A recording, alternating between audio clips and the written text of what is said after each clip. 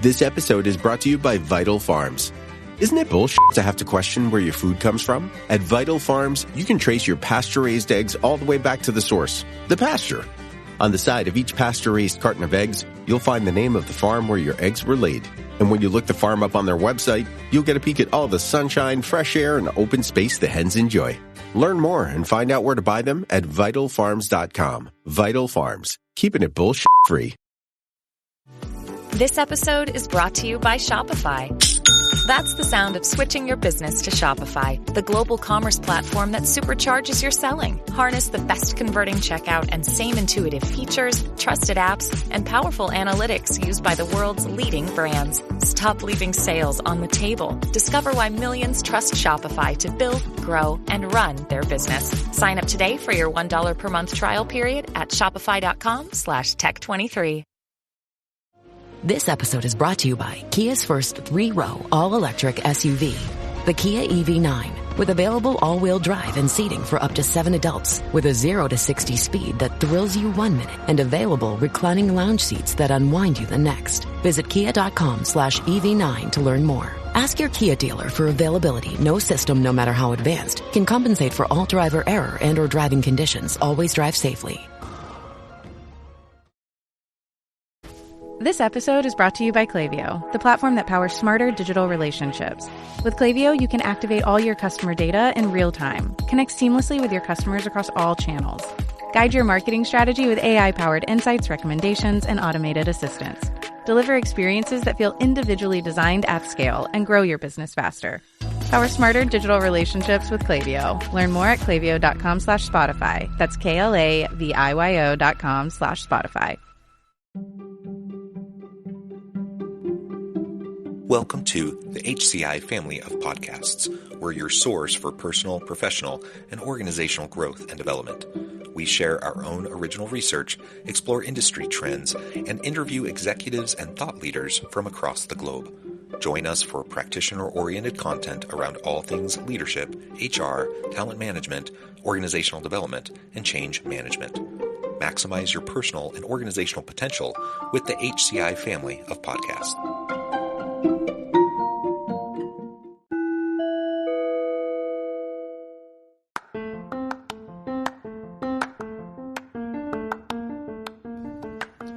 Welcome to the podcast. In this podcast episode, I talk with Robb Wilson about what human capital-focused leaders are missing when it comes to AI and hyperautomation.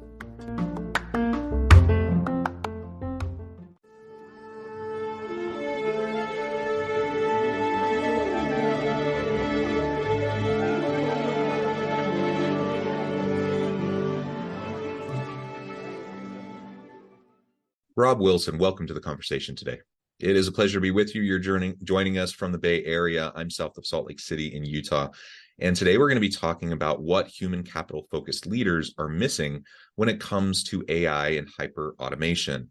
Of course, we're living in the age of AI and hyper-adoption of AI and the many tools and how it's being utilized in many, many ways, transforming the nature of work and what we do in our daily jobs. So I'm super excited to tap into your experience and expertise here and explore and unpack this topic together. As we get started, I wanted to share Robb's bio with everybody. Robb Wilson is a Wall Street Journal bestselling author of one of the few technology books that are bestseller in the business category, and is visionary behind OneReach AI, the highest scoring company in Gartner's first critical capabilities for enterprise conversational AI platforms report. Robb has spent more than 2 decades applying his deep understanding of user-centric design to unlocking hyper-automation. In that time, he built UX Magazine into the world's largest experience design publication, while simultaneously creating effective UI, a full-service UX firm that competed with IDEO and Frog Design. And I could go on to talk about all the different awards and startups and all the many different accolades, but I'm going to pause there. Anything else, Robb, that you would like to highlight or draw attention to from your background or personal context before we dive on in? No, that's plenty. Thank you. Well, thank you for joining me. Why don't you start by just laying out the foundation behind OneReach AI? What are you hoping to accomplish there? And then we can dig into more conversation around hyperautomation and the human capital focused approach? Yeah, sure. I'm addicted to problem solving. I'm just, you could kind of trace my career as just checking on one problem and then raising the bar and trying another harder one and iterating. And so the problem I set out to solve was at that time really focused on, I was invited to an Oxford debate, and it was about whether technology is leaving people behind. And the two sides of the debate were interesting. The two arguments, one is, the fit of the fittest. You can't stop technology. Just you either keep up or you fall behind. And then the other is we need to regulate and slow it down and give people a chance to catch up. And I really didn't like either answer. I thought both answers were bad answers. And so, and then being so involved in both technology, but also the UX community, I thought this problem really falls squarely on the shoulders of UX communities. Like this should be, sort of a problem number one statement for UXers. And I just became obsessed with that problem and saying, how do we not, have to either resort to one or two or the other of those options. And so that came down to trying to think about no code and how to make technology more accessible. And then that sort of led to conversation. So if you're going to create a no code tool for building applications and you don't know how long it's going to take you to pull it off, because it's a really huge challenge. And I don't think anybody's pulled it off, even though they all say they have. I think we've gotten really close. And one of the main reasons is I decided, since I don't know how long this is going to take to solve, I need to solve the applications of tomorrow, not the applications of today. I need to allow people to be able to build what they're going to need to build, not what we are building. So I went into sort of a deep research mode and came up with all interfaces will be in one form or another conversational in the future. Therefore, I'm going to create a no-code platform for creating conversational experiences versus graphically based ones. So there's I guess not so short, but for me, short version. Yeah, no, that's super helpful. And I agree. That Oxford conversation that you were having, that panel, those are the types of arguments that I hear constantly. And I think they're both really important perspectives, absolutely. But it seems like we are missing a major component when we're kind of bifurcating and thinking about them in those ways. And I just think it's more complicated and nuanced than either of those approaches really allow for.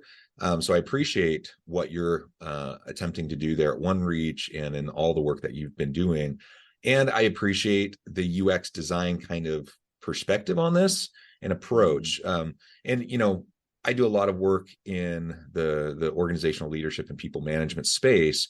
And of course, AI, ChatGPT, and all the others that have really come out and been mass adopted over the last 10 plus months has freaked a lot of people out. And, they're like, what's going to happen? My jobs are going to go away. How am I going to be relevant? How am I going to have a career, et cetera, et cetera, et cetera. And, I think that's the wrong takeaway from this new technology. And we are certainly in the wild, wild west of mass adoption of AI and deep machine learning tools. And there's constantly like new iterations, new releases of these tools coming out and new tools stacking on top of the AI that's out there, that's coming out almost weekly. It seems like there's a whole new slate of offerings that can be overwhelming. It can be challenging to deal with. And I understand how it can make people really nervous about their jobs. But why is that? I mean, I think you agree with me. So like how would you frame up like how we really should be looking at these tools instead of just worrying about losing our job? Yeah. We were recently given an award for best AI for HR. And I think the number one reason, or they said the number one reason, is because of our focus on enhancing the employee experience, that it wasn't focused like many of replacing or automating people out of a job. And I think that comes from and that fear doesn't come from the fear of the machines as much as we like to think it is. It comes from the fear of bosses, Yeah. and people thinking bosses are heartless, and that the people you work for, if given an opportunity to like gut you and replace you with something cheaper, that they wouldn't hesitate. And I think there's a lot of AI that's really just a mirror to our humanity and things that we need to fix about ourselves that has nothing to do with the technology and everything to do with introspection and saying, wow, do we want to live in a world where we don't trust each other, where like we're neighbors, we live together in this country, in this world, and yet my boss would basically, put my family on the street if he could save a buck? Is that really where we live? Is that true? First of all, I don't think that's true for many companies. I think people do care about each other. And then the second part is, anytime technology comes out, we use it to enhance. The fish grows big as the bowl. So it just means more things that we do. I can put it this way: in the customer service space, and I say even more so in HR and employee, if we could automate all the tasks done today, and that would mean that everybody doing those jobs today are out of work, you would assume that means that we are doing an almost perfect job at customer service and employee experience. So there's no more tasks to be done. We've automated all the ones we currently do, and there's no way to enhance it, like no room for improvement. We're so perfect at both of these things. And then we go around and we talk to people and say, how far from perfect are we? And they would say, in both examples, like, we are so far from perfect. Like, there's so much room for improvement. So all this really does is maybe give us that space to start actually caring about our employees and their lives. Like when did you get a get well card from your company when you called in sick versus I hope you had your shift covered? Like, how do can we enhance this, and can we make work more enjoyable for people? Can we make interacting with companies something you look forward to? I think dysfunction is a great example. You like, the perfect example of dysfunction is I pay my marketing team to start conversations with customers, and I pay my customer service team to get rid of those interactions. Like, I'm literally paying one side to not talk to customers and the other side to initiate conversations with prospects and customers. Like, what if every conversation we saw as an opportunity, whether with employees or customers, to enhance the relationship like it should be, right? So yeah, I think there's just so much room to automate the way we should be doing things instead of the way we are. And if we can get into that mindset and we go, well, let's automate what we should be doing, there's so many things we can do, and it won't take any, like, there'll be green fields of things for humans to do in this equation. Yeah, I absolutely agree. So and let's also, just as a reminder to everyone, automation is not new. The mass adoption of AI automation is relatively new. But we've always been automating, and we've always been, slowly but surely at times and rapidly at other times, displacing certain tasks and certain types of things that people have done. And that will always happen, as we come up with different tools and machinery and technology that can allow us to automate things that are repetitive, and we just don't need a human being to do. So that's what continues to happen. It will always happen. And I personally know that I appreciate how many of the technological tools of the past decade plus have freed up more and more of my time to do the stuff that I'm passionate about, that I feel really drives meaning and purpose in my work. And I'm able to do the more innately human elements of my work because I don't have to spend as much time doing some of the other necessary things that have to get done. But now there are tools that can help me do that. And that's how it's always been, right? So on the one hand, we can think about, will there be some displacement of certain tasks and certain responsibilities for different things? Sure, but that's always how it's been, and we're always going to be adapting. And I don't know of anyone who wants to go back to typewriting pools, for example, or go back in time a little bit and think about how we used to do things decades ago. And most people are saying, no, we don't want to do that. So overall, this is a good thing. But I really like how you're framing it up in terms of there are always areas for improvement. And why don't we improve? Why do we still continue to have issues with customer service? Why do we still continue to have issues with employee experience and all the HR internal workings of an organization? It's not rocket science usually. Like it's fairly straightforward, simple. Do these things consistently over time, and you're going to be in pretty good shape. Yet most organizations still struggle in these areas, and so magically, outsourcing these roles and tasks to AI isn't going to fix the underlying issues or problems, and it's not going to erase our need to continue to try to be creative and iterate and do cool new things in these spaces. And that's a human question, right? That's a human challenge. Yeah. And having these tools will just free us up, so we spend less time running around like chickens with our heads cut off trying to put out fires all day, and we have more time, because some of the necessary functions are being completed, that we have more time to do more of the strategic and creative stuff and innovate and drive new directions in these areas that are going to be really important for us. Right. So I just see it as a win overall. Like, do we need to be cautious? Do we need to, consider the ethical, ramifications of mass adoption of AI? These are important questions. Yes, we need to be thinking about these things. But is the sky falling, or, is it the rise of the machines and, a Terminator scenario? No, we're not there. And that's kind of silly. Yeah, I think I think one of the things to blame here is the term AI. I'm not a big fan of it, even though I use it, because it's helpful for efficiency of communication, because I can kind of group a bunch of ideas into a bucket and use two words to point at them. But really, to me, it's just about smarter machines. That's it. Machines are the things that threaten our lives, and they kill us. And they have been killing us, whether it's a car, factory equipment, you name it. We've been, there are murderers right now, bombs, guns. These are all machines. We invented them. They kill us today. Making them smarter. So a skill saw that can recognize the difference between a finger and a 2x4 is a safer machine. I think making machines smarter is a good idea in almost all cases. And in those cases where it's not, we should just talk about those cases. We shouldn't generalize it and say AI. We should say, in this specific case, with this specific machine, where we're enhancing it in this specific way, we should be careful. For example, social media, right? This is an area where we use machines. It's a big part of our lives. How we use these machines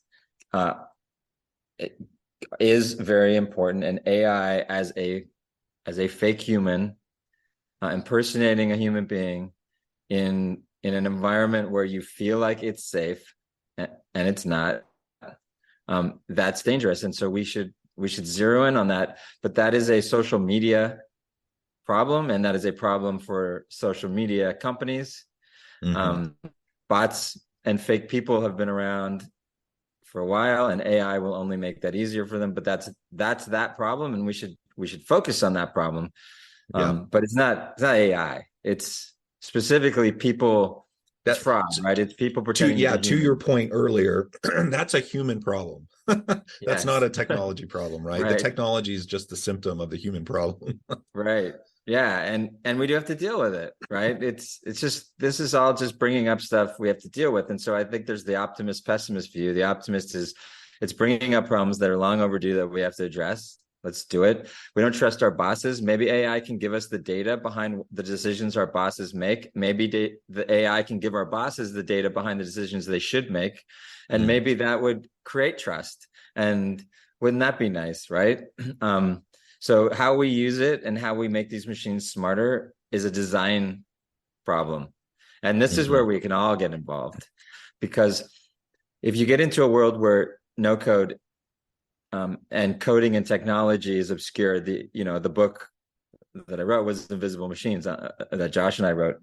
And And that's the idea, is if the technology hides behind, and now we all become designers of these experiences, and we start focusing less on what the machines can do and the technology behind them, but what are the experiences that we create with them, and that we can all become designers of these experiences, that becomes a world in which we can enhance our experience as employees, our experience as customers, our experience as parents, whatever.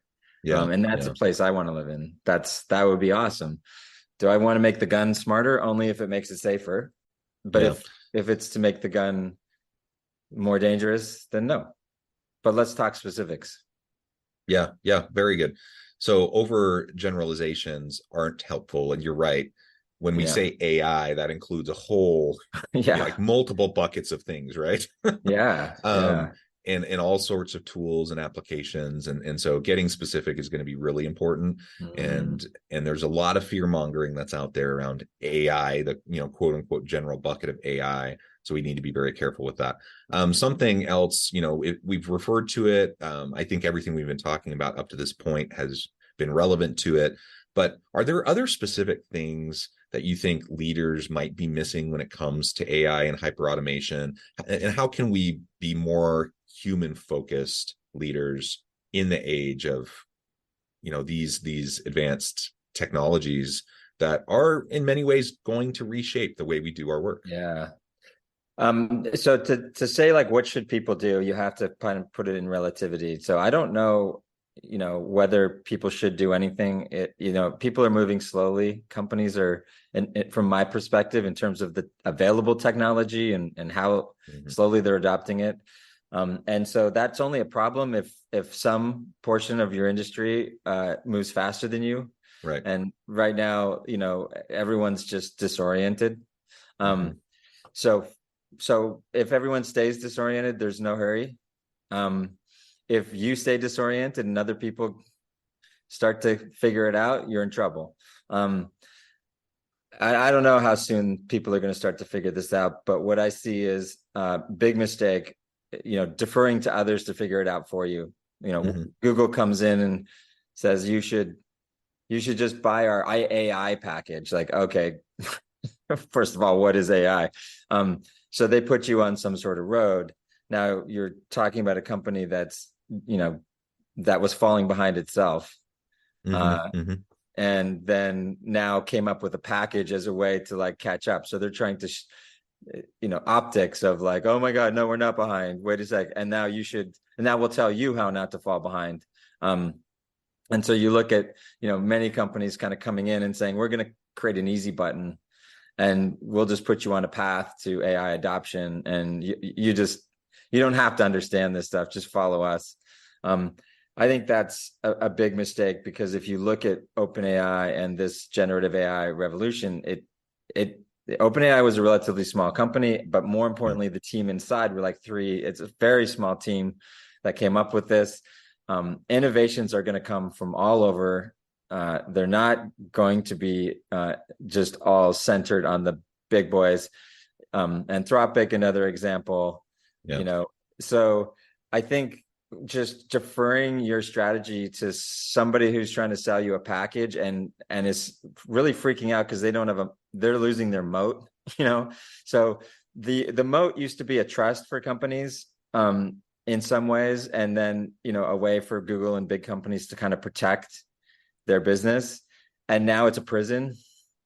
And I think companies don't understand that they're getting deeper and deeper into the prison when they follow this. The other thing is what we talked about, automating what you do instead of what you should do. I think that's the biggest. What are you doing? Like, why would you automate the way you do things? First of all, it's easier to automate the way you ought to do it, because more people, that's a use case you're going to have more in common with others than automating the way you do it, which is antiquated and unique and costs more money because you need everything customized. So that sort of systemic change, you got to start bending yourself around the way you ought to be doing things versus bending the way you ought to be doing it to the way you're doing it. So automate what you should be doing. And then the way to pull that off is start small. We talked with IDEO, and they created a bot called LotBot, which was just allowing employees to like pick the parking space before they got in there and make sure there was one available. And we could graduate that really simply into, oh, then it should, maybe reserve a desk and then make sure your team comes in together and manage a project. And the next thing you know, we had Lotbot running the whole company, or at least helping run the whole company. And I think there's a lot of truth to starting something small, internal, and then just chipping away and letting it organically grow, versus I'm going to get, Deloitte in here with some big transformation project, and we're going to automate the thing that will save us the most money, and, blah, blah, blah. Yeah. And I think I know how you'll respond to this final question, but with all these tools coming out constantly and or upgrades to the existing platforms, right? We have all these new tools coming out almost weekly. How, as a leader, do I stay on top of this? If I'm feeling just overwhelmed, if I'm feeling buried, I want to play around in the sandbox. I want to figure out what these things can do. I want to figure out use cases, but it's just like constant fire hose, right? So how do I get on top of this? How do I make any sense of all these constant developments? Yeah, this is a big one. It's to focus those not on the developments themselves, but focus on your organization and wiring your organization for AI. It's kind of a culture of AI. And I would say that is a lot of people kind of go to this centralized approach, almost like the IT approach. I'm going to create a department that does all the AI work, and is the owners of AI, and I'll centralize it. Decentralization is really the key. And so you do need to hire a team that understands it, but a team that's capable of educating the rest of your company. And that's their goal, is to enable and to co-create with the rest of the company. Because AI can probably help solve almost every big problem in every company right now, and you don't know where to start. Well, start with creating a team that can walk around and educate each department all the way from the top to the bottom on how to think about solving these problems, and come up with a framework for prioritization. That's more important than trying to wrap your head around what the latest thing is, because you solve the problem in front of you. If you're trying to fix a specific issue with, let's say you've gone remote as a company, and that's causing a lot of issues, and, coming into the office, is a terrible option as a solution. You just want to be able to work more efficiently in a remote manner. Then what are the issues around remoteness? Start solving those, and then look for the technologies that are missing, that you need. You don't need to kind of stay on top of everything that's being invented. You're not going to be able to, even if you can today. That is a game you will lose in a year from now. Yeah, for sure. Well, Robb, it has just been a real pleasure. I note the time, I need to let you go, but before we wrap things up for today, I just wanted to give you a chance to share with the audience how they can connect with you, find out more about your work, your team, and then give us a final word on the topic for today. Yeah, sure.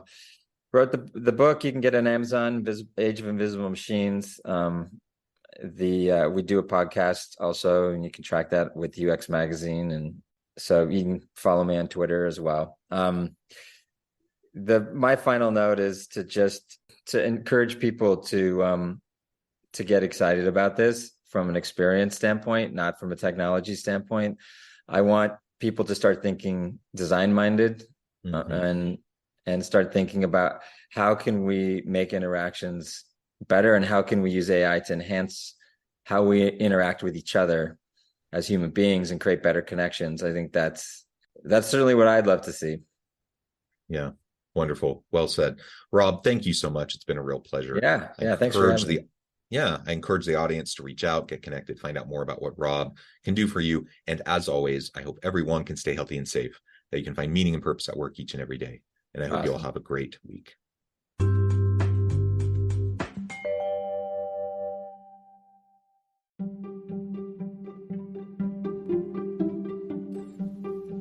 Thanks for joining us for this episode of the podcast. We hope you stay healthy and safe, and please join us again soon.